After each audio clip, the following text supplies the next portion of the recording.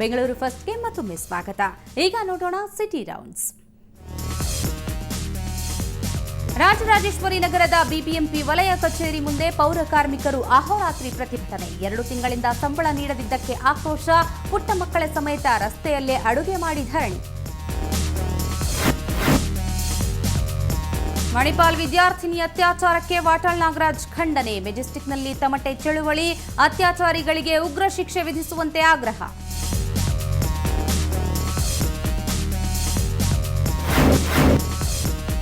ಈಟಿವಿಯಲ್ಲಿ ಬರಲಿದೆ ಮತ್ತೊಂದು ಮೆಗಾ ಧಾರಾವಾಹಿ. ಟಿಎನ್ ಸೀತಾರಾಮ್ ನಿರ್ದೇಶನದ 300 ಸಂಚಿಕೆಯ ಮಹಾಪರ್ವ ಕಿರುತೆರೆಗೆ ಬರಲು ಸಜ್ಜು.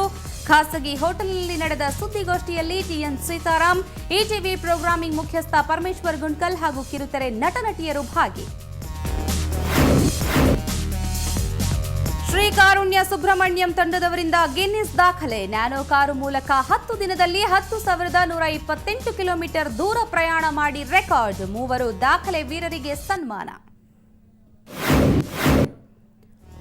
ಪತ್ರಿಕಾ ಛಾಯಾಗ್ರಾಹಕ ನವೀನ್ ಅವರ ಇಂಚರ ಸ್ಟುಡಿಯೋಗೆ ವಾರ್ಷಿಕೋತ್ಸವ ಸಂಭ್ರಮ. ಬುದ್ಧಿಮಾಂದ್ಯ ಮಕ್ಕಳಿಗೆ ಕ್ಯಾಮೆರಾ ಕಲೆ ಕಲಿಸಿಕೊಡಲಾಗುತ್ತೆ. ಸಚಿವ ದಿನೇಶ್ ಗುಂಡೂರಾವ್, ನಟಿ ತಾರಾರಿಂದ ಕಾರ್ಯಕ್ರಮ ಉದ್ಘಾಟನೆ.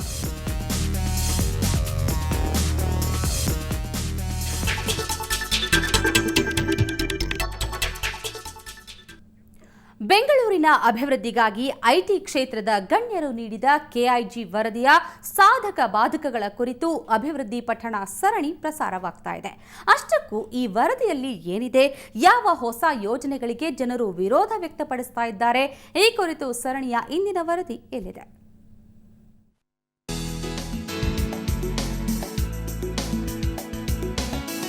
ಬೆಂಗಳೂರು ಬೆಳೆಯುತ್ತಿದೆ, ಅದನ್ನ ಮತ್ತಷ್ಟು ಬೆಳೆಸೋದು ಹೇಗೆ ಅನ್ನೋದು ಕೆಐಜಿ ವರದಿಯ ಸಾರ. ಖ್ಯಾತ businessman Mohandas Pai ನೇತೃತ್ವದ ಸಮಿತಿಯೊಂದು ಬೆಂಗಳೂರನ್ನ ಆರ್ಥಿಕವಾಗಿ ಬೆಳೆಸೋದು ಹೇಗೆ ಅನ್ನೋದರ ಬಗ್ಗೆ ಸರ್ಕಾರಕ್ಕೆ ವಿಸ್ತೃತವಾದ ವರದಿಯೊಂದನ್ನ ನೀಡಿದೆ. ಆದರೆ ನಾಗರಿಕರ ಪ್ರಾತಿನಿಧ್ಯತೆಯೇ ಇಲ್ಲದ ಈ ಸಮಿತಿಯ ವರದಿ ಮಾಡಿರೋ ಕೆಲವು ಶಿಫಾರಸುಗಳು ಈಗ ಜನರ ಟೀಕೆಗೆ ಕಾರಣವಾಗಿದೆ. ಮ್ಯಾನ್ಹಟನ್, ದುಬೈನಲ್ಲಿರುವಂತೆ ಗಗನಚುಂಬಿ ಕಟ್ಟಡಗಳನ್ನ ಕಟ್ಟೋದಕ್ಕೆ ಅವಕಾಶ ಮಾಡಿಕೊಡೋದು. ಇದರಿಂದ ಬಿಲ್ಡರ್ಗಳಿಗೆ ಹೆಚ್ಚು ಲಾಭವಾಗುತ್ತೆ. ಆ ಹಣದಿಂದ ಸರ್ಕಾರ ಹೆಚ್ಚೆಚ್ಚು ಆದಾಯ ಪಡಿಬಹುದು. ಇದು ಈ ಯೋಜನೆಗಳ ಅನುಷ್ಠಾನಕ್ಕೆ ಸಹಾಯವಾಗುತ್ತೆ. ಹೆಚ್ಚಿನ ಕಟ್ಟಡ ಕಂಪನಿಗಳಿಗಾಗಿ ನಗರಕ್ಕೆ 375 ಮಿಲಿಯನ್ ಲೀಟರ್ ನೀರು ಒದಗಿಸೋದು ಮತ್ತು ಐಟಿ ಯೋಜನೆಗಳಿಗೆ 90 ದಿನಗಳಲ್ಲಿ ಒಪ್ಪಿಗೆ ನೀಡೋದು ಮೊದಲಾದ ಅಂಶಗಳು ಇದೀಗ ಜನರ ವಿರೋಧಕ್ಕೆ ಕಾರಣವಾಗಿವೆ. ನಗರದಲ್ಲಿ ಈಗಲೇ ಜನಸಾಂದ್ರತೆ ಹೆಚ್ಚಾಗಿದೆ.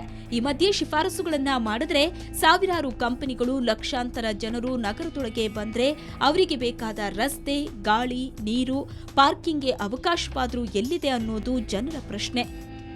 ಈಗಾಗಲೇ ಬೆಂಗಳೂರು ಏನಾಗಿದೆ ಅಂತ ಹೇಳಿದ್ರೆ, ನಾವು ಹಿಂದೆ 100 ಹಳ್ಳಿಗಳನ್ನು ಇಲ್ಲಿಗೆ ತಗೊಂಡ್ವು. ಈಗ ಮತ್ತೆ 100 ಹಳ್ಳಿಗಳನ್ನು ತಗೊಂಡಿದ್ದೇವೆ. ವಿಶಾಲ ಬೆಂಗಳೂರು ಮಾಡಿದ್ದೇವೆ. ಈಗ ಇದು ಎಂದಿಂದ ಏನಾಗಿದೆ ಅಂತ ಹೇಳಿದ್ರೆ, ಆ ಜನಕ್ಕೆ ನೀರು ಕೊಡೋಕ್ಕಾಗ್ತಾ ಇಲ್ಲ, ವಿದ್ಯುತ್ ಶಕ್ತಿ ಕೊಡೋಕ್ಕಾಗ್ತಾ ಇಲ್ಲ, ರಸ್ತೆಗಳು ಮಾಡೋಕ್ಕಾಗ್ತಾ ಇಲ್ಲ.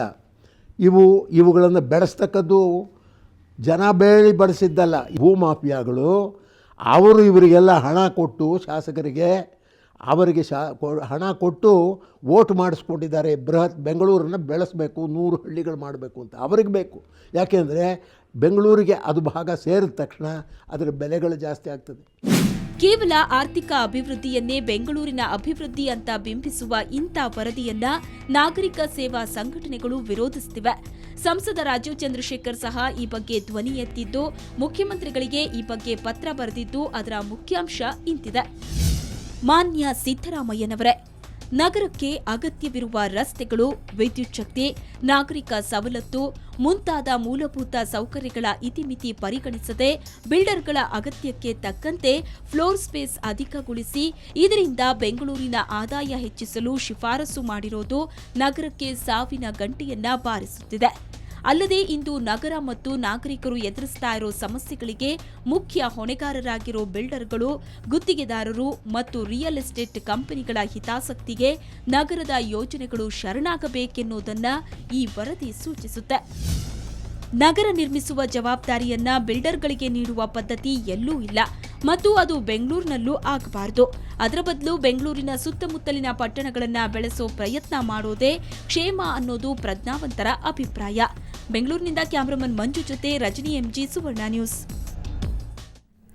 ಮಲ್ಲೇಶ್ವರಂ ಬಾಂಬ್ ಸ್ಫೋಟಕ್ಕೆ ಸಿಲುಕಿ ಎಡಗಾಲು ಮುರಿದುಕೊಂಡಿರುವ ವಿದ್ಯಾರ್ಥಿನಿ ಲಿಶಾ ಪರಿಸ್ಥಿತಿ ಇನ್ನಷ್ಟು ಹದಗೆಟ್ಟಿದೆ. ಆಕೆಗೆ ಚಿಕಿತ್ಸೆ ಮುಂದುವರೆದಿದ್ರೂ ಕುಟುಂಬಕ್ಕೆ ಆರ್ಥಿಕ ಸಂಕಷ್ಟ ತಲೆದೋರಿದೆ. ಕೇವಲ ಚಿಕಿತ್ಸೆ ವೆಚ್ಚ ಬಿಟ್ಟು ಸರ್ಕಾರ ಇನ್ಯಾವ ರೀತಿಯಲ್ಲೂ ಸಹಾಯ ಹಸ್ತ ಚಾಚಿಲ್ಲ. ಹಾಗಾದರೆ ನೆರವಿನ ಹಸ್ತದ ನಿರೀಕ್ಷೆಯಲ್ಲಿರುವ ಲಿಶಾಳಿಗೆ ಸಾಧ್ಯವಾದಷ್ಟು ಶೀಘ್ರವಾಗಿ ಗುಣಮುಖವಾಗಲಿ ಅಂತ ಹಾರೈಸ್ತಾ ಇವತ್ತಿನ ಬೆಂಗಳೂರು ಫಸ್ಟ್ ಮುಗಿಸ್ತಾ ಇದ್ದೇವೆ. ನೇರ, ದಿಟ್ಟ, ನಿರಂತರ ಸುದ್ದಿಗಾಗಿ ನೋಡ್ತಾ ಇರಿ ಸುವರ್ಣ ನ್ಯೂಸ್.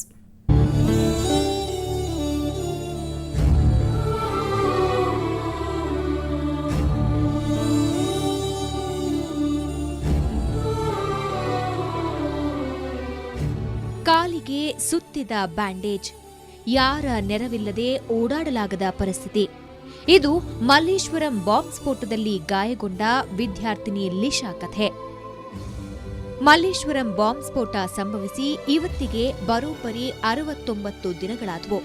ಸ್ಫೋಟದಲ್ಲಿ ಎಡಗಾಲಿನ ಮೂಳೆ ಮುರಿದುಕೊಂಡು ನರಳಾಡ್ತಾ ಇರೋ ನಂದಿನಿ ಲೇಔಟ್ ನಿವಾಸಿ ಲಿಶಾ ಪರಿಸ್ಥಿತಿ ಮಾತ್ರ ಕೊಂಚವೂ ಸುಧಾರಿಸಿಲ್ಲ. ಈಕೆ ಕಾಲು ಸರಿಯಾಗಲು ಇನ್ನೂ 1 ವರ್ಷ ಬೇಕಂತೆ.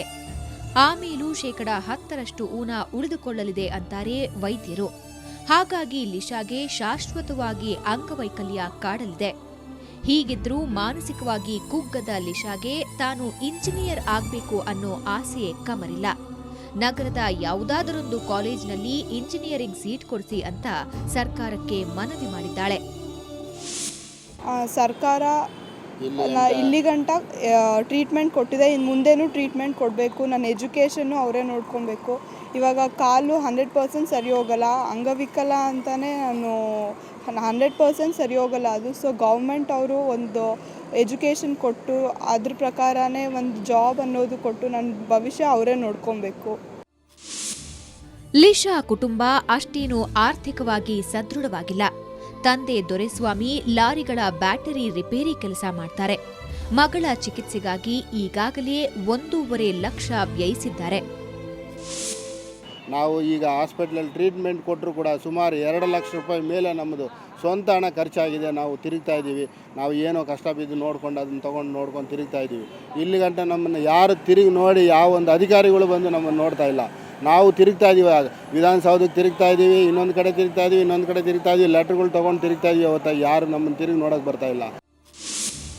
ಮಾನವ ಹಕ್ಕು ಆಯೋಗ ಲಿಶಾಗೆ 1 ಲಕ್ಷ ಪರಿಹಾರ ನೀಡಲು ಸೂಚಿಸಿದ್ರೂ ಅದನ್ನ ಸರ್ಕಾರ ಪಾಲಿಸಿಲ್ಲ.